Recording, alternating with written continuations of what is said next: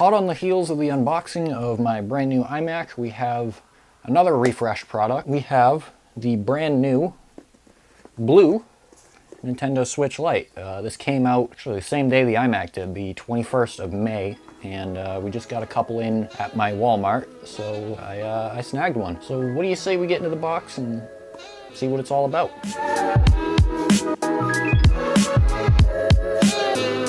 Alright, so I do have a regular Switch that I plan on comparing this to. I don't think anything's different about this besides the color, really. Have I seen a Switch Lite in person? I don't think I've seen a Switch Lite in person. Do what you will with that information. But I digress, let's get into the box. That's what we're here for. So we just lift this little flap out.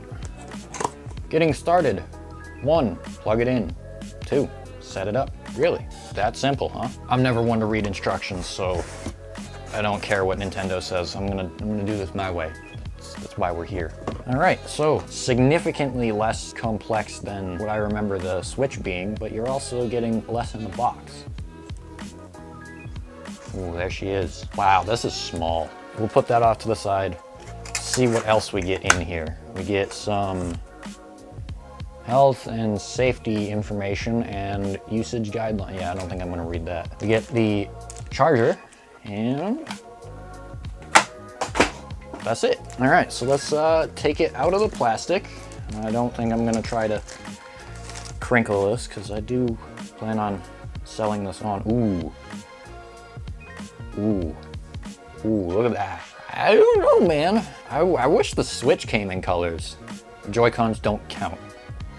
That's not the Switch, those are the Joy-Cons. This is kind of hot. So I guess we'll start on the back, grab my Switch. You have your same vents for, I'm assuming these are for exhaust, but you don't have your kickstand. This is only on the normal Switch, not the cheap Switch Lite. But you do still keep the SD card slot, so you can expand your storage and put more games on there. Your speakers on the bottom are downward firing now, instead of being on the very bottom of the screen. Still have the same, well, I don't want to say the same, you still have a Usbc port, but it is heavily neutered from the Switch. And I remember that being a lot of the controversy with this system.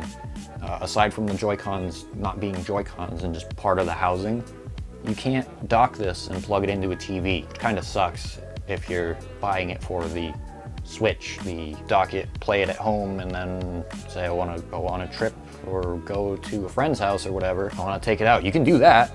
You can't put it on, like a TV. It's not an issue for me because I'm keeping my Switch and again, selling this to my friend later. Top is actually pretty similar. You still have your, I'm assuming these are intakes. Well, this might actually be the exhaust. You have your power button, volume up and down, your headphone jack. The only really difference is you get a screw. 2 screws. You get 2 screws on top. I don't think you get 2 screws on top. You don't get any screws on top on the full Switch. And then to the front, we have a smaller display, same button layout. You have your home, your little media capture, you got your sticks, A, B, X, Y. You have a D-pad instead of 4 directional buttons. Still got your standard plus and minus, and then your shoulder buttons still have that same clicky feel.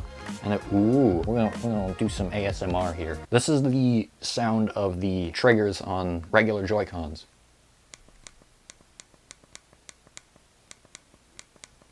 This is the sound of the Switch Lite.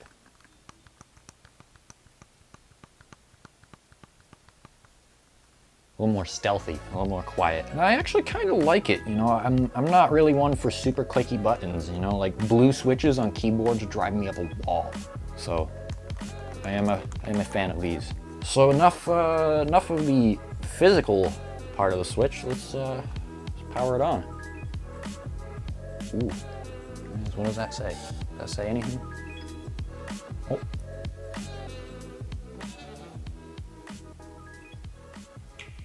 Ooh.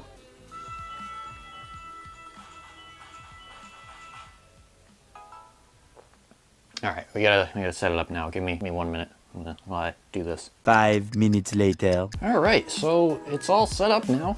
and it's pretty much the same as a regular Switch. I mean, it makes sense. It's just it's the same thing, just smaller. But let's throw a game in here, and I'm gonna record myself playing a bit of Pokemon just to test out how the screen looks and how the speakers sound. So far, I haven't made it through like the actual setup of Pokemon, but like speakers sound all right. I mean, they are downward firing versus the front firing of the regular Switch. They're all right. The screen doesn't look bad. If anything, it kind of looks a bit better than the standard Switch because it's the same resolution but smaller. That being said, it's still 720p. Again, at this size, I don't think it really matters. Even I, as like a pixel peeper, it's not terrible. Colors so far look pretty good. The buttons feel nice, although I have noticed that there is some openings between the casing and the D-pad. Like I can move the D-pad around inside of the Switch. So that's probably not super great for water resistance or dust resistance, especially considering that this is like a mobile only console. I don't know, maybe some cases remedy that, but I don't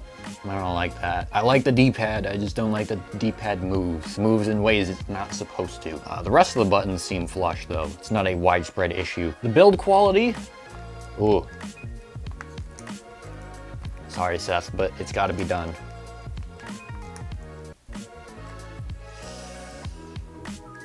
I don't like how much that flexes. I really don't like how much that flexes. Overall, I mean, look, it's a Switch Lite. We've all seen it before. We know what it is, we know what to expect, but now it comes in this pretty blue color.